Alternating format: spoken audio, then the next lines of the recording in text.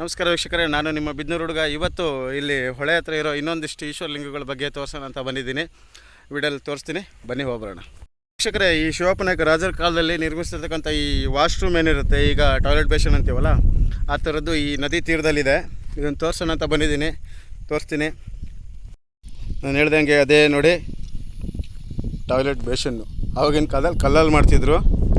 ಆ ಕಡೆ ಈ ಕಡೆ ಕಾಲಿಟ್ಟು ಕೂರೋಂಥ ವ್ಯವಸ್ಥೆ ನದಿ ತೀರದಲ್ಲಿದೆ. ವೀಕ್ಷಕರೇ, ಈಗೇನು ಈ ದಿಬ್ಬ ರೋಡ್ ಥರ ಕಾಣಿಸ್ತಿದೆಯಲ್ಲ, ಇದು ಶಿವಪ್ಪನಾಯಕನ ಕಾಲದಲ್ಲಿ ಕುದುರೆ ಪಾಜಿ ಅಂದರೆ ಕುದುರೆ ಮೇಲೆ ಸವಾರಿ ಮಾಡ್ಕೊಂಡು ಹೋಗ್ಬೇಕಾದ್ರೆ ನಿರ್ಮಾಣ ಮಾಡಿರ್ತಕ್ಕಂಥ ರಸ್ತೆ. ಸಂಪೂರ್ಣ ಕಲ್ಲಿಂದ ಕಟ್ಟಿರೋದು. ಅದೇ ಮಾರ್ಗದಲ್ಲಿ ನಡ್ಕೊಂಡು ಹೋಗ್ತಾ ಇದ್ದೀವಿ. ಬನ್ನಿ, ಮುಂದೆ ಏನಿದೆ ಅಂತ ತೋರಿಸ್ತಾ ಹೋಗ್ತೀವಿ. ಬನ್ನಿ. ಹೋಗೋ ದಾರಿಯಲ್ಲಿ ಗಿಡ ಗಂಟಿಗಳೆಲ್ಲ ಬೆಳ್ಕೊಂಡಿದ್ದಾವೆ. ಸಂಪೂರ್ಣ ಕಾಡು ದಾರಿ.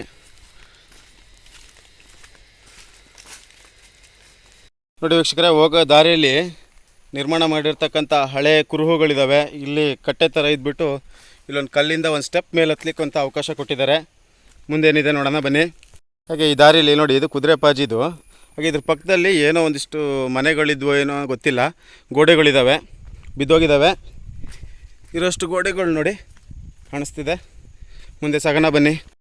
ಕಾಣಿಸ್ತಾ ಇದೆ ಮನೆಗಳ ನಿವೇಶನಗಳು, ಅಲ್ಲಲ್ಲಿ ಗೋಡೆಗಳು, ಬಿದ್ದೋಗಿರ್ತಕ್ಕಂಥ ಗೋಡೆಗಳು ಕಾಣಿಸ್ತಿದ್ದಾವೆ. ಈ ಹೊಳೆ ದಂಡೆಯಲ್ಲಿ ಬಂದಿದ್ದೀವಿ. ಈ ಹೊಳೆ ಪಕ್ಕನೂ ಕೂಡ ಕಲ್ಲಿನ ಗೋಡೆ ನಿರ್ಮಾಣ ಮಾಡಿದರು ಆವಾಗಿನ ಕಾಲದಲ್ಲಿ. ಸೊ ಈ ನದಿ ಸುತ್ತ ಆ ಕಡೆ ಈ ಕಡೆ ಇರುವಂಥ ಜಾಗನ ತೋರಿಸ್ತೀನಿ. ಮುಳುಗಡೆ ಪ್ರಾಂತ್ಯದಲ್ಲಿದೆ ಇದು.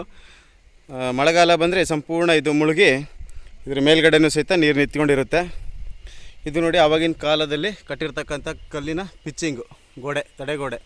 ಜಾಗದಲ್ಲಿ ತುಂಬ ಐತಿಹಾಸಿಕವಾಗಿ ಇಂದಿನ ಸ್ಮಾರಕಗಳಿದ್ದಾವೆ ಅನ್ನೋದಕ್ಕೆ ಒಂದು ಸಾಕ್ಷಿಯಾಗಿ ಈ ನದಿ ತೀರದಲ್ಲಿ ಇರ್ತಕ್ಕಂಥ ಈ ಮೆಟ್ಲು ಈಗೆಲ್ಲ ಸ್ವಲ್ಪ ಶಿಥಿಲಾವಸ್ಥೆಯಲ್ಲಿದೆ. ತೋರಿಸ್ತೀನಿ, ನೋಡೋಣ ಬನ್ನಿ. ಹೀಗೆ ಮೆಟ್ಲಲ್ಲಿ ಇಳ್ಕೊಂಡು ಕೆಳಗಡೆ ನೀರಿಗೆ ಹೋಗುವಂಥ ವ್ಯವಸ್ಥೆ. ಎಲ್ಲ ಬಿದ್ದು ಹೋಗಿರೋದ್ರಿಂದ ಉಳಿದಿರುವಂಥ ಕುರುಗಳನ್ನು ಮಾತ್ರ ತೋರಿಸ್ಲಿಕ್ಕೆ ಅವಕಾಶ ಆಗ್ತಿದೆ. ಬಂಡೆಕಲ್ಲು ಏನಿದೆ, ನದಿ ನೀರು ಹರಿಯುತ್ತಲ್ಲ, ಈ ಬಂಡೆಕಲ್ಲು ಮೇಲೆ ಕೆತ್ತಿದ್ದಾರೆ. ಬನ್ನಿ ವೀಕ್ಷಕರೇ, ಇಲ್ಲಿ ನೋಡಿ ಶಿವಲಿಂಗ ಹಾಗೂ ನಂದಿ ವಿಗ್ರಹ ಕೆತ್ತನೆ ಮಾಡಿದ್ದಾರೆ. ಹಾಗೆ ಅದರ ಪಕ್ಕ ಏನೋ ಒಂದು ಕೆತ್ತನೆ ಇದೆ, ಓಂ ಅಂತ ಕಾಣಿಸುತ್ತೆ ಬಹುಶಃ. ಹಾಗೆ ತ್ರಿಶೂಲ ಚಿತ್ರ ಕೂಡ ಕಾಣೋ ಥರ ಇದೆ. ಸೊ ಇದನ್ನೆಲ್ಲ ನೋಡಿದ್ರೆ ಈ ನದಿ ತೀರ ಈಗ ಸಿಂಪಲ್ಲಾಗಿ ನದಿ ತೀರ ಥರ ಕಾಣಿಸ್ತಿದೆ. ಮುಂಚೆ ರಾಜರ ಕಾಲದಲ್ಲಿ ಇಲ್ಲೂ ಒಂದು ವೈಭವವಾಗಿರ್ತಕ್ಕಂಥ ಸುತ್ತಮುತ್ತ ಈ ಪ್ಲೇಸ್ನಲ್ಲಿ ಮನೆಗಳು, ಜನರು ವಾಸವಾಗಿದ್ದು ಈ ಜಾಗ. ಹಾಗೆ ವೀಕ್ಷಕರು, ಇಲ್ಲಿ ಸೂಕ್ಷ್ಮವಾಗಿ ಗಮನಿಸಿದ ಮೇಲೆ ನಮ್ಗೆ ಅರಿವಿಗೆ ಬಂದಿರೋದು, ಬಹುಶಃ ಇದಕ್ಕೆ ಮಂಟಪ ಮಾಡಿ ಪೂಜೆ ಮಾಡ್ತಾಯಿದ್ರು ಅಂತ ಅನಿಸುತ್ತೆ. ಕಾರಣ ಇಲ್ಲೊಂದು ಮಂಟಪದ ಕಂಬ ನಿಲ್ಲಿಸ್ಲಿಕ್ಕೆ ಇರ್ತಕ್ಕಂಥ ಜಾಗದ ಥರ ಕಾಣಿಸ್ತಿದೆ. ಅದೇ ನೇರವಾಗಿ ಆ ಭಾಗದಲ್ಲಿ ಅಲ್ಲೂ ಕೂಡ ಒಂದು ಕಂಬ ನಿಲ್ಲಿಸ್ಲಿಕ್ಕೆ ಜಾಗ ಕಾಣಿಸ್ತಾ ಇದೆ. ಸೊ ಇದ್ರ ಪ್ರಕಾರ ಇದಕ್ಕೆ ಆ ಕಡೆ ಈ ಕಡೆ ಕಂಬ ಇಟ್ಬಿಟ್ಟು ಇದಕ್ಕೆ ಹಾರನ, ಮಾವಿನೆಲೆ ತೋರಣನ ಆ ಥರ ಏನೋ ಮಾಡಿಬಿಟ್ಟು ಪೂಜೆ ಮಾಡ್ತಾ ಅಂಥ ಜಾಗ ಇರ್ಬೋದು ಅಂತ ಗಮನಕ್ಕೆ ಬರ್ತಾ ಇದೆ. ಈ ನದಿ ತೀರ ಎಷ್ಟು ಸುಂದರವಾಗಿ ನಿರ್ಮಾಣ ಮಾಡಿದ್ದಾರೆ ಅಂತಂದರೆ, ಇದರ ಗೋಡೆಗಳು ಬಿದ್ದೋದ್ರೂ ಕೂಡ ಈಗ ಒಂದಿಷ್ಟರ ಮಟ್ಟಿಗೆ ನೋಡಲಿಕ್ಕೆ ಈ ಥರ ವ್ಯೂ ಸಿಗ್ತಾ ಇದೆ. ಪಕ್ಕದಲ್ಲಿ ಸುಂದರವಾದ ಕಲ್ಲಿನ ಗೋಡೆ ಇದೆ, ಅದೆಲ್ಲ ಬಿದ್ದೋಗಿ ಈಗ ಉಳಿದಿರೋಷ್ಟು ಈ ಥರ ಕಾಣ್ತಾ ಇದೆ ನೋಡಿ. ಹಾಗೆ ನೋಡಿ, ಇಲ್ಲಿ ರಾಜರ ಕಾಲದಲ್ಲಿ ನಿರ್ಮಿಸಿರ್ತಕ್ಕಂಥ ಬಾವಿ ಕೂಡ ಕಾಣಿಸ್ತಾ ಇದೆ. ನೀರಿದೆ, ಬಾವಿ ಒಳಗಡೆ ಈಗಲೂ ನೀರಿದೆ. ಇದು ನದಿಯ ಸಮೀಪದಲ್ಲಿದೆ, ಇದರ ಪಕ್ಕದಲ್ಲೇ ನದಿ ಕಾಣುತ್ತೆ ನೋಡಿ.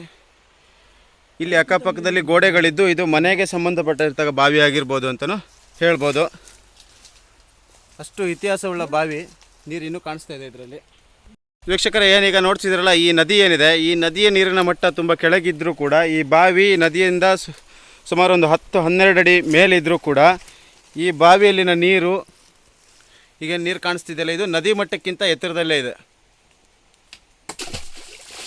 ನೋಡಿದ್ರಲ್ಲ ವೀಕ್ಷಕರೇ, ಇದು ನದಿ ಮಟ್ಟದಿಂದ 12 ಅಡಿ ಮೇಲಿದ್ರೂ ಕೂಡ ನೀರಿನ ಮಟ್ಟ ನದಿಗಿಂತನೂ ಎತ್ತರದಲ್ಲಿದೆ. ಬಾವಿ ಏನಿದೆ ಅದರ ಪಕ್ಕದಲ್ಲೇ ಈ ಮುಂಚೆ ಕಟ್ಟಿರ್ತಕ್ಕಂಥ ಗೋಡೆಯ ಕುರುಹುಗಳಿದೆ. ಹಾಗೆ ಈ ನದಿಯ ಆ ಕಡೆ ನದಿಯ ಆ ಭಾಗದಲ್ಲಿ ಒಂದು ಬತೇರಿ, ಹಾಗೆ ನದಿಯ ಈ ಕಡೆ ಸೈಡಲ್ಲೂ ಒಂದು ಬತೇರಿ ಇತ್ತು. ಅದೀಗ ಗಿಡಮರಗಳಿಂದ ಆವೃತವಾಗಿದೆ. ಸೊ ಈ ಗೋಡೆಗಳೆಲ್ಲ ಬಿದ್ದೋಗಿದೆ. ಕೆಲವು ಕಾಡು ಕಲ್ಲುಗಳನ್ನು ಕೆಲವೊಂದಿಷ್ಟನ್ನ ತಗೊಂಡೋಗಿದ್ದಾರೆ. ಈಗ ಉಳಿದಿರೋದು ಇದಿಷ್ಟು. ಈ ಬತೇರಿಯ ಪಕ್ಕದಲ್ಲೇ ಕಂಟಿನ್ಯೂ ಆಗಿರ್ತಕ್ಕಂಥ ಈ ಕಾಂಪೌಂಡ್ ನೋಡ್ತಾ ಹೋದರೆ ಎಷ್ಟು ಸೆಕ್ಯೂರ್ ಆಗಿತ್ತು ನಮ್ಮ ಈ ಕೋಟೆ ಅನ್ನೋದಕ್ಕೆ ಒಂದು ಮಾದರಿಯಾಗಿದೆ ಇದು. ಸೊ ಈ ಪಾಗರ್ ಏನಿದೆ, ಇದರಲ್ಲಿ ಮಧ್ಯ ಮಧ್ಯ ಕಂಡಿಗಳಿದ್ದಾವೆ. ಈ ಕಡೆಯಿಂದ ಆ ಕಡೆಗೆ ಗನ್ನುಗಳನ್ನ ಇಡಲಿಕ್ಕೋ ಅಥವಾ ಆ ಕಡೆ ಏನು ಆಗ್ತಿದೆ ಅಂತ ನೋಡಲಿಕ್ಕೋ ಇರ್ಬೋದು. ತುಂಬ ಮುನ್ನೆಚ್ಚರಿಕೆ ಕ್ರಮವಾಗಿ ಈ ಪಾಗರ್ಗಳನ್ನು ನಿರ್ಮಿಸಿದ್ದಾರೆ. ಹಿಂದಿನ ಸಲ ನಾನು ನಿಮಗೆ ಹೇಳ್ದಂಗೆ ಆ ನೀರು ತುಂಬಿರ್ತಕ್ಕಂಥ ಟೈಮಲ್ಲಿ ತೋರಿಸಿದ್ದೆ. ಆ ಶಿವಲಿಂಗನ ಇವಾಗ ಹತ್ತಿರದಲ್ಲಿ ತೋರಿಸೋಂಥ ಪ್ರಯತ್ನ ಮಾಡ್ತೀನಿ. ನೀರು ತುಂಬ ಇದೆ, ಆದರೆ ಇಲ್ಲಿಂದನೇ ಝೂಮ್ ಹಾಕಿ ತೋರಿಸ್ತೀನಿ. ನಮಗೆ ಇಷ್ಟೊತ್ತರೆಗೂ ನಮ್ಮ ಆಟೋ ಉದಯಣ್ಣವರು ಸಹಕಾರ ನೀಡಿ ವಿಡಿಯೋಗಳನ್ನ ಮಾಡಲಿಕ್ಕೆ ಅವಕಾಶ ಮಾಡಿಕೊಟ್ರು, ಕರ್ಕೊಂಡೋಗಿ ತೋರಿಸಿದ್ರು. ನಾನು ಮತ್ತು ನಮ್ಮ ಉದಯಣ್ಣ ಹಾಗೆ ನಮ್ಮ ಚಿಕ್ಕಪೇಟೆ ಆಟೋ ನಮ್ಮ ಸ್ನೇಹಿತ ಮಧು ಕೂಡ ಬಂದಿದ್ದರು. ಹೋಗಿ ಈ ವಿಡಿಯೋನ ನಿಮ್ಗೆ ತಲುಪಿಸೋಣ ಅಂತ ಹೇಳ್ಬಿಟ್ಟು ಬಂದಿದ್ದೀನಿ.